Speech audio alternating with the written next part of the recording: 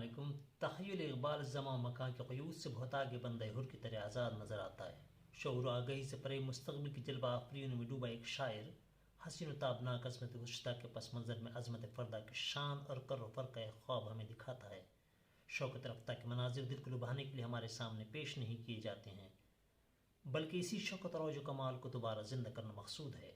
شان مومن نگاہ مسلمہ پیغام لا الہ تیغ خودی عشق ربوبیت وفائے محمد، عروج آدم ذوق خدائی ستاروں پر کمند ڈالنے کا حوصلہ، براہمی نظر ضرب کلیم علوم وحی، زور حیدری جرت حسینی ایثار صدق ابوبکری، معرکہ بدر حنین صدفت ایوبی خالد کی جانبازی، شوکت سنجر سلیم فقر حسین و بایزید، تمام جہانوں کی نمود کے لیے ضروری ہے۔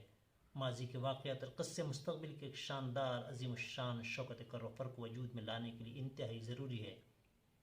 ماضی کے حسین واقعات مورے کے دل کی تسکین اور طمانینت اور گرہ خوابی کے لیے نہیں ہیں، بلکہ ذہن روح کی بالیدگی کے لیے ہے، جس سے عظمت گزشتہ کا سراغ پایا جا سکتا ہے اور داغ حاضرہ کو دھویا جا سکتا ہے۔ عناصر میں سے کوئی ایک بھی کم ہو تو عروج خام خیالی ہے، سوز و طلب بغیر جد جہد کے لاحصل سچشمہ حیات ہے۔ امت واحدہ کا خواب اسی وقت ممکن ہے جب پرچم یک رنگ پر سب متفق ہوں۔ چیدہ چیدہ کوششیں اور پرچم صد رنگی امت واحدہ کی شان نہیں، ایک ہوں مسلم حرم کی پاسبانی کے لیے، نیل کے ساحل سے لے کر تابخا کے کاشغر۔ اقبال ایک ایسی دنیا کے خواہاں تھے جو اپنے قوت بازو سے پیدا کی جا سکتی ہے اور دوسروں کے احسان اور سہاروں کی پیداوار نہیں۔ نیرنگی اس دنیا کی خصوصیت ہے جہاں ہر دن گزشتہ دن سے بہتر ہوتا ہے۔ ایک حدیث کا مفہوم ہے کہ مومن کا ہر گزرا ہوا دن گزشتہ دن سے بہتر ہوتا ہے۔ ایسے ہی دن کی نمو وہ چاہتے تھے، ایسے ہی زمانے کی نمود ان کی تخیل کی جولانی ہے، ایسے صبح شام کی آفرینش کے وہ دل دادا تھے جو ہر لہجہ نئی شان اور رنگ لیے ہوئے ہوں۔ وہی بیچارگی اور سید زبوں حالی سے انہیں سخت نفرت تھی۔ ان کے خیال میں ساحر افرنگی اور دوسرے اقوام کے احسانات سے نئے زمانے اور نئے صبح شام پیدا نہیں کیے جا سکتے ہیں۔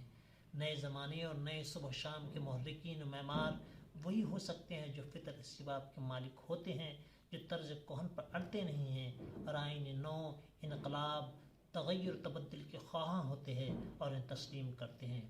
شاہینی نظر اور چیتے کا جگر کے اوصاف سے جو مالا مال ہوتے ہیں، مستعار لینے والے اور تخیلات کے اسیر، نئے زمانے اور نئے صبح شام کے تخلیق کار نہیں بن سکتے ہیں، اس لیے وہ دنیا میں کاری ضرب نہیں رکھتے ہیں اور نہ ہی زمانہ ان کی تقلید کرتا ہے۔ نشاں یہی ہے زمانے میں زندہ قوموں کا کہ صبح شام بدلتی ہے ان کی تقدیریں، قلندرانہ ادائیں سکندرانہ جلال، یہ امتیں ہیں جہاں میں برہنہ شمشیریں۔